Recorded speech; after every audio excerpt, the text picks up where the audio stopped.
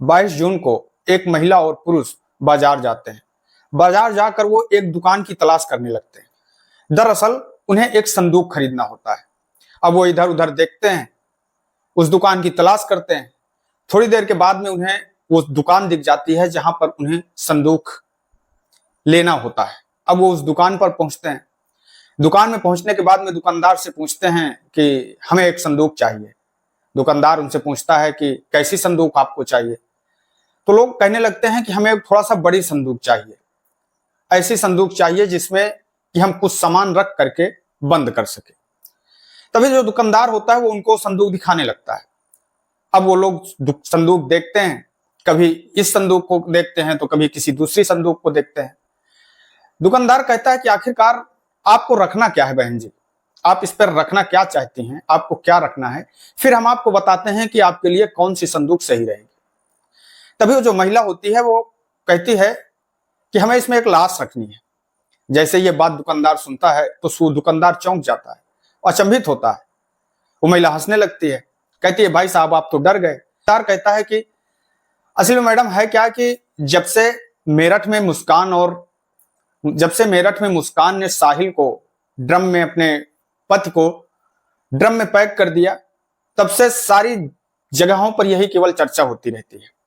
महिला कहती है कि नहीं भाई साहब ऐसी कोई बात नहीं है। दुकानदार भी हंसने लगता है, वो कहता है कि नहीं ठीक है, हम समझ रहे हैं आप लोग भाई ऐसा क्यों करेंगे। अब उन लोगों को एक संदूक पसंद आ जाता है। पसंद आने के बाद में फिर वो लोग उस दुकानदार से मोल भाव करते हैं। मोल भाव करने के बाद में वो संदूक वो लोग खरीद लेते हैं। अब वो संदूक बिक जाता है। जैसे ही संदूक बिक जाता है, दुकानदार उस संदूक पर अपना नाम लिखता है और नाम लिख करके वो संदूक उनको दे देता है। अब वो संदूक लेकर के वो महिला और पुरुष वहां से चले जाते हैं।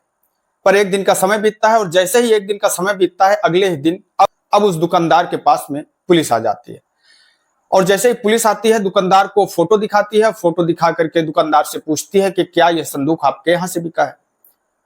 तब जो दुकानदार होता है वो कहता है कि हाँ साहब ये संदूक तो मेरे ही यहाँ का है, मैंने ही बेचा है, अभी 2 दिन पहले बेचा है।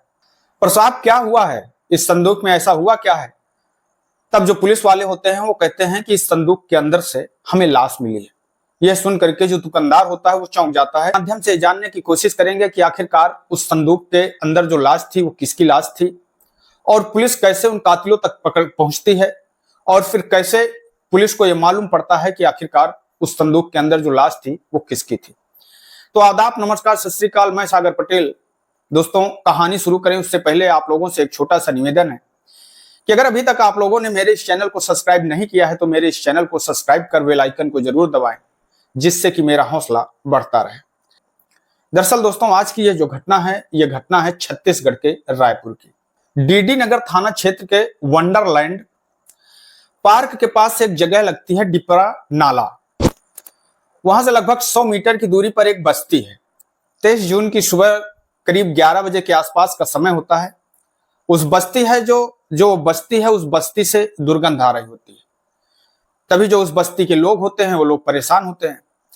अब लोग अपने अपने घरों से निकलते हैं और इस बात की चर्चा होने लगती है कि आखिरकार ये दुर्गंध कहां से आ रही है।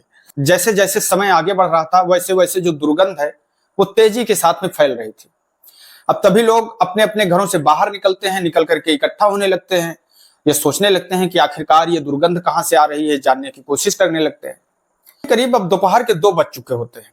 दुर्गंध इतनी तेजी से आने लगती है कि अब वहां पर काफी लोग इकट्ठा हो जाते हैं और इधर उधर देखने की कोशिश करने लगते हैं। तभी लोग वहां पर पहुंचते हैं। जो डिपरा नाला है, उस डिपरा नाला के पास में कुछ झाड़ियां होती हैं।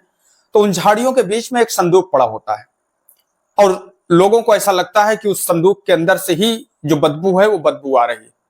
तभी उन्हीं में से कोई एक व्यक्ति जो पुलिस को फोन कर देता है। अब जैसे ही पुलिस को इस बात की सूचना मिलती है तो पुलिस, जो डीडी नगर पुलिस है, वो तुरंत मौके पर पहुंचती है। साथ में जो सर्विलांस टीम होती है और फॉरेंसिक टीम होती है वो भी मौके पर आ जाती हैं। और मौके में आने के बाद में जितने भी वहां पर भीड़ इकट्ठा होती है, लोगों की मौजूदगी में ही अब उस संदूक की वीडियोग्राफी कराई जाती है। और उसके बाद में उस संदूक को जब पुलिस खोलती है, संदूक खुलता है तो उस संदूक के अंदर से एक लाल कलर का ट्रॉली बैग निकलता है। तो ट्रॉली बैग था वो फट चुका था और ट्रॉली बैग इस तरीके फटा था कि जैसे ऐसा लगता है कि किसी दबाव के चलते हुए वो जो ट्रॉली बैग है वो फट चुका है। दरअसल उस ट्रॉली बैग के अंदर ही लाश होती है और जैसे जैसे लाश फूल रही थी, सड़ रही थी, तो ट्रॉली बैग फट जाता है और बारीकी से देखती है तो ऐसा लगता है कि जैसे उस बैग के अंदर जो लाश थी उसे सीमेंट से पूरा पैक किया गया था, यानी किसी लाश को उस बैग के अंदर रख करके फिर उसमें सीमेंट डाल दिया गया था जिससे कि वो पूरी तरह से पैक हो जाए और उसकी जो बदबू है वो भी बाहर ना आए। लेकिन पहले तो उससे बदबू नहीं आती है, पर जैसे जैसे वो लाश फूल रही थी, सड़ रही थी, तो जो बदबू का लेवल है वो धीरे धीरे बढ़ने लगता है। अब पुलिस इस मामले की जांच पड़ताल करना शुरू कर देती है और जांच पड़ताल करने के बाद में जब इस संदूक को बाहर निकाला जाता है तो संदूक में एक नाम लिखा होता है, हब्बू भाई। अब पुलिस के कई टीमें काम में लग जाती हैं। पुलिस की जो टीमें होती हैं वो उस मार्केट में जाती हैं जिस मार्केट से उस संदूक को खरीदा गया था, जो पास की मार्केट होती है। वहां पर जाने के बाद में संदूक की दुकानें जितनी होती हैं उन दुकानों में पता करती हैं। कई जगह पर वो जाती हैं तो मालूम ही नहीं पड़ता है कि आखिरकार हब्बू भाई की कौन सी दुकान है। तब पुलिस जांच करते करते उस दुकान तक पहुंच जाती है और जब वहां पहुंचती है तो उस व्यक्ति को फोटो दिखाती है, कहती है क्या ये जो संदूक है आपके यहाँ की है? तो जो दुकानदार होता है वो कहता है कि हाँ साहब, ये संदूक तो मेरे ही यहाँ की है। अब पुलिस उस दुकानदार से पूछती है कि आखिरकार इस संदूक को आपने कब बेचा और कौन ले गया? तो जो दुकानदार होता है वो पुलिस को बताता है कि साहब 22 जून को एक पति और पत्नी या फिर एक स्त्री और पुरुष मेरी दुकान पर आए थे और वो एक इलेक्ट्रिक स्कूटर से आए थे और उन लोगों ने हमसे संदूक लिया था। अब जो पुलिस होती है वो उनसे पूछती है, उस दुकानदार से पूछती है। अब जो पुलिस होती है दुकानदार से पूछती है कि आखिरकार जब वो लोग आए थे तो क्या आपका उनके पास में कोई नंबर है या फिर आप नाम कुछ भी मालूम है, वो कहाँ के रहने वाले थे? दुकानदार कहता है कि साहब हमने ये तो उनसे नहीं पूछा कि आखिरकार वो कहाँ के रहने वाले हैं और ना तो हमें उनकी कोई नंबर की जरूरत थी। बस हाँ साहब, एक बात है कि उन्होंने जो पेमेंट किया था वो उन्होंने ऑनलाइन किया था। अब जैसे ही ये बात पुलिस को पता लगती है, पुलिस के लिए जो रास्ता होता है मुलजिम तक पहुंचने का वो पूरा रास्ता क्लियर हो जाता है। पुलिस जब उस मोबाइल नंबर को देखती है जिस नंबर से पैसा ट्रांसफर किया गया था, किसी अंकित उपाध्याय नाम के व्यक्ति का होता है। अब पुलिस उस अंकित उपाध्याय के, जो कि रायपुर के ही इंद्रप्रस्थ कॉलोनी फेज 2 में रहा करता है, वहां पर पहुंचती है और जो सीसीटीवी कैमरे होते हैं उन सीसीटीवी की कैमरे की फुटेज निकालती है और उसके बाद में जो आसपास के लोग होते हैं उन लोगों को उन फोटो को दिखाती है, उनसे पूछती है कि आखिरकार ये लोग कौन हैं। तो जो आसपास के लोग होते हैं उनसे पता लगता है कि हाँ ये अंकित उपाध्याय ही है। अब पुलिस जब उसके घर पहुंचती है और घर पहुंच करके जब उसके घर वालों से इस विषय में जानकारी करती है तो पता लगता है कि जो अंकित है वो अपनी पत्नी के साथ में दिल्ली निकल गया है। उसके घर वाले बताते हैं कि उसे कुछ अचानक से जल्दी जरूरी काम आ गया जिसकी वजह से वो दोनों लोग दिल्ली निकल गए। अब इस बात की सूचना वहां के जो अधिकारी होते हैं, एसएसपी होते हैं, उनको दी जाती है। तो तुरंत इस मामले को गंभीरता से लेते हैं और गंभीरता से लेने के बाद में वो ये जानकारी करते हैं कि आखिरकार वो लोग दिल्ली कैसे गए हैं। तो वो दिल्ली पुलिस से संपर्क करते हैं और दिल्ली पुलिस होती है वो अब सीआरपीएफ से संपर्क करती है। अब वो जिस जहाज से बैठ करके दिल्ली जाते हैं, जो यहाँ वजह जो 23 जून को जहाज वहां से उड़ान भरकर दिल्ली जा चुका था, जैसे ही वो लोग दिल्ली उतरते हैं, दिल्ली उतर करके जो एयरपोर्ट की सीआरपीएफ होती है वो तुरंत उन लोगों को गिरफ्तार कर लेती है। अब पुलिस तुरंत उन लोगों से पूछताछ करना शुरू कर देती है क्योंकि जो पुलिस का शक था वो उन्हीं लोगों के ऊपर था। अब पुलिस जब उनसे पूछताछ करती है तो उनसे पूछताछ करते हुए पुलिस को पकड़े हुए उन्हें करीब 7 घंटे का समय बीत चुका था। अब पुलिस उनसे सारी फॉर्मेलिटीज पूरी करती है और सारी फॉर्मेलिटीज पूरी करने के बाद में 24 जून 2025 को वो उन्हें वहां से दिल्ली से वापस लेकर के फिर से रायपुर आ जाते हैं। अब पुलिस को यह पता लगता है कि जो अंकित उपाध्याय होता है ये रायपुर के छत्तीसगढ़ के रिटायर्ड एसएसआई का बेटा होता है और जो अंकित होता है वो पेशे से वकील होता है। उसकी जो पत्नी होती है शिवानी शर्मा। अब पुलिस जब उनके बारे में और जानकारी करती है तो पुलिस को पता लगता है कि जो अंकित होता है वो पुराने मकानों को खरीदने और बेचवाने का काम करता है। तभी पुलिस अब उससे पूछती है कि आखिरकार ये जो लाश है ये किसकी है और तुमने ये संदूक क्यों खरीदा है? तो पहले तो जैसे सारे मुजरिम पुलिस को गुमराह करने की कोशिश करते हैं और ये कहते हैं कि साहब हमने कोई जुर्म नहीं किया, हमने किसी को नहीं मारा है। उसी प्रकार जो अंकित उपाध्याय होता है उसकी पत्नी शिवानी शर्मा होती है, वो लोग भी अब पुलिस के सामने यही कहते हैं कि साहब हमने कोई जुर्म नहीं किया है, हमें कुछ नहीं पता है, हमने किसी को नहीं मारा है। पर जब पुलिस उन लोगों के साथ में सख्ती से पेश आती है और अपने तरीके से पूछताछ करती है, तो फिर वो जो दोनों होते हैं वो अपना जुर्म कबूल कर लेते हैं और वो कहते हैं कि जो लाश है उसके अंदर वो एक व्यक्ति जिसका नाम होता है किशोर पैकरा। पुलिस उनसे कहती है कि आखिरकार आपने उस व्यक्ति को मारा क्यों, और फिर मार करके उसकी लाश को इस प्रकार से पैक करके फिर आप लोग दिल्ली क्यों चले गए। तब जो अंकित उपाध्याय होता है वो पुलिस को पूरी कहानी बताता है। दरअसल वो कहता है कि साहब जो किशोर पैकरा हैं उनका इस दुनिया में कोई नहीं है और वो अपने मकान में अकेले रहा करते हैं। पर 2015-16 की बात होती है, उनका जो एक मकान होता है उस मकान को बेचने की बात करते हैं। तभी एक व्यक्ति से उनका मकान बिक भी जाता है लगभग 50 लाख रुपए की कीमत में। पर मकान बिकने के बाद में, बात होने के बाद में जो किशोर पैकरा होते हैं उनका जो विचार होता है वो बदल जाता है। अब उनके मन में यह आता है कि वो अपना मकान नहीं बेचना चाहते हैं और नहीं बेचेंगे। पर जिस व्यक्ति से उनसे उस मकान को बेचने की बात होती है वो व्यक्ति अब उस मकान को लेने के लिए किशोर पैकरा के ऊपर दबाव बनाने लगता है। तभी क्योंकि जो अंकित उपाध्याय होता है एक वकील होता है, वो इससे संपर्क करते हैं और संपर्क करने के बाद में उससे कहते हैं कि मेरा जो मकान है मैंने तो पहले बेचने की बात सोची थी, पर अब मैं उस मकान को बेचना नहीं चाहता हूं। मैं आपसे कुछ मदद करना चाहता हूं। मेरा इस जो केस है, मेरी ये जो समस्या है, इस समस्या को आप सॉल्व करवाइए क्योंकि अब मैं ये मकान नहीं बेचना चाहता। अंकित उपाध्याय किशोर पैकरा से कहता है कि आपको परेशान होने की कोई जरूरत नहीं है। आप अगर अपना मकान नहीं बेचना चाहते हैं तो फिर आप अपना मकान नहीं बेचेंगे, इसमें मैं आपकी पूरी तरह से मदद करूंगा। और फिर अंकित उपाध्याय किशोर पैकरा की मदद भी करता है और फिर वो मकान बिकने से बच भी जाता है। इसी बीच जो किशोर पैकरा होते हैं और अंकित उपाध्याय होते हैं उन लोगों के बीच में अच्छी दोस्ती हो जाती है, अच्छी बॉन्डिंग हो जाती है। और पर जैसे कुछ दिन का समय बीतता है, कुछ दिन समय बीतने के बाद में किशोर पैकरा का एक मकान और होता है, उसको करीब 30 लाख रुपए में बेच देता है। अब क्योंकि अंकित उपाध्याय से उसके अच्छे संबंध होते हैं, जो मकान को खरीदता है उससे जो अंकित उपाध्याय होते हैं वो अपने अकाउंट में पैसा ट्रांसफर कराते हैं और किशोर पैकरा जो होते हैं वो जा करके अपने मकान की रजिस्ट्री कर देते हैं। अब कुछ दिन का समय बीतता है। कुछ दिन का समय बीतने के बाद में किशोर पैकरा अंकित उपाध्याय से अपने पैसे मांगते हैं। वो कहते हैं कि हमें पैसे की जरूरत है, आप हमारे पैसे दे दीजिए। पर जो अंकित उपाध्याय होता है वो कहता है कि अभी तो हमारे पास में पैसे नहीं है, जैसे ही मेरे पास में आपके पैसे होते हैं मैं आपका पैसा दे दूंगा, अभी आपके पैसे मुझसे खर्चा हुए हैं। अब किशोर पैकरा परेशान होने लगते हैं।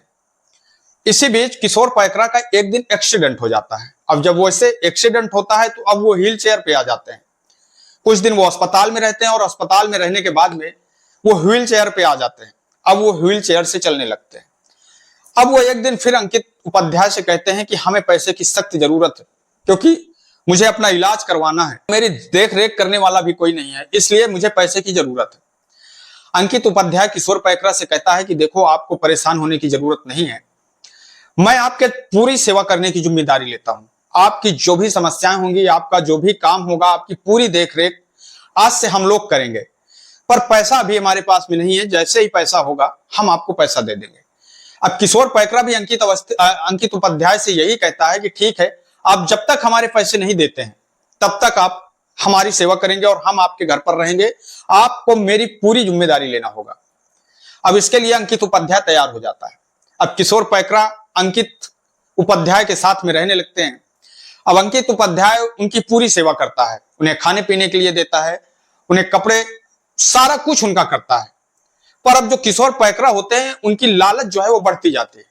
अब वो अंकित उपाध्याय से अच्छी अच्छी चीजों की डिमांड करने लगते हैं, जैसे कि डेली वो होटल से खाना खाने की डिमांड करने लगते हैं, नई नई जगह पर घूमने की डिमांड करने लगते हैं। अब इस चीज से जो अंकित उपाध्याय और उसकी पत्नी शिवानी शर्मा होती हैं वो किशोर पैकरा से ऊब जाते हैं, परेशान हो जाते हैं। तब उनके मन में एक ख्याल आता है कि क्यों ना हम किशोर पैकरा को अपने रास्ते से हटा दें। पर उसे रास्ते से हटाएं तो कैसे हटाएं।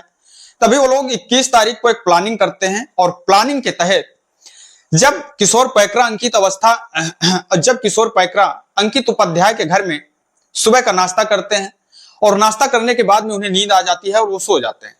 जैसे ही वो सो जाते हैं, अब उनकी पत्नी दोनों पूरी प्लानिंग के साथ में, जो पत्नी होती है शिवानी शर्मा होती है, वो उनके पैर पकड़ती है और जो पति अंकित उपाध्याय होता है वो किशोर पैकरा का गर्दन दबा देता है। करीब 30 सेकंड तक उनकी गर्दन को दबा करके रखता है, उनकी मौत हो जाती है।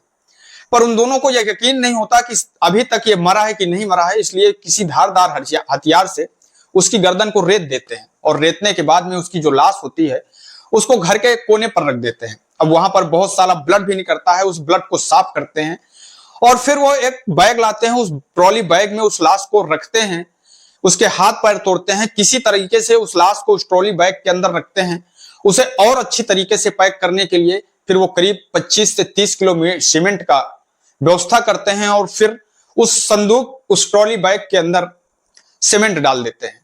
पर जैसे ही एक दिन का समय बीतता है, क्योंकि अब जो बैग का वजन होता है वो काफी बढ़ चुका होता है, इधर करीब 65 से 70 किलो का डेड बॉडी का वजन और प्लस 30 किलो सीमेंट, करीब 1 कुंटल वजन होता है, करीब 100 किलो के आसपास अब उस बैग का वजन होता है। इसलिए अब उनको ये लगता है कि आखिरकार इस बैग को हम लोग उठा करके बाहर कैसे ले जाएंगे। तभी उनके मन में एक ख्याल आता है कि क्यों ना हम एक संदूक लाते हैं और उस संदूक में इस बैग को रखते हैं और फिर 2 लेबर करके उस संदूक को बाहर निकाल देते हैं। तभी फिर वो मार्केट जाते हैं और मार्केट जा करके एक संदूक लाते हैं और संदूक ला करके उस बैग के अंदर उस संदूक को रखते हैं। उसके बाद में 2 लेबर के सहारे से वो लोग अपने फ्लैट से उस संदूक को नीचे उतारते हैं और नीचे ला करके एक अल्टो कार होती है, उस अल्टो कार की जो पीछे की सीट होती है उस सीट को हटा करके उस संदूक को उस सीट पर फिट करते हैं। वहां से करीब 100 किलोमीटर दूर जो वो जगह होती है, जो बस्ती होती है, जो वहां पर जा करके उस संदूक को फेंक देते हैं। उन्हें ऐसा लगता है कि शायद अब उस डेड बॉडी के अंदर से बदबू नहीं आएगी और फिर कुछ दिन के बाद में वो डेड बॉडी धीरे धीरे खत्म हो जाएगी और किसी को इस बात की जानकारी भी नहीं होगी। और फिर वो उस प्लानिंग के तहत वहां से जाते हैं और फिर वो प्लेन पकड़ करके दिल्ली निकल जाते हैं। पर इधर जैसे ही उस मोहल्ले के लोगों को, उस गांव के लोगों को, बस्ती के लोगों को बदबू आना शुरू होती है, लोग परेशान होते हैं और फिर छानबीन करते हैं, पुलिस को सूचना देते हैं। पुलिस जब मौके पर पहुंचती है और उस संदूक पर देखती है कि उस दुकानदार का नाम लिखा होता है, जहां से सारा राज खुल करके सामने आ जाता है। पुलिस उन दोनों पत्नी को गिरफ्तार करती है और गिरफ्तार करने के बाद में जेल भेज देती है। दोस्तों, इस घटनाक्रम को सुनाने का उद्देश्य किसी को ठेस पहुंचाना नहीं है, किसी को दुख पहुंचाना नहीं है, बल्कि आप लोगों को सजग करना है, सतर्क करना है। मैं आपका दोस्त सागर पटेल इन्हीं शब्दों के साथ में आपसे विदा लेते हैं। कल फिर मिलेंगे किसी एक नई कहानी के साथ में, किसी एक नई घटना के साथ में। तब तक के लिए नमस्कार, जय हिंद, जय भारत।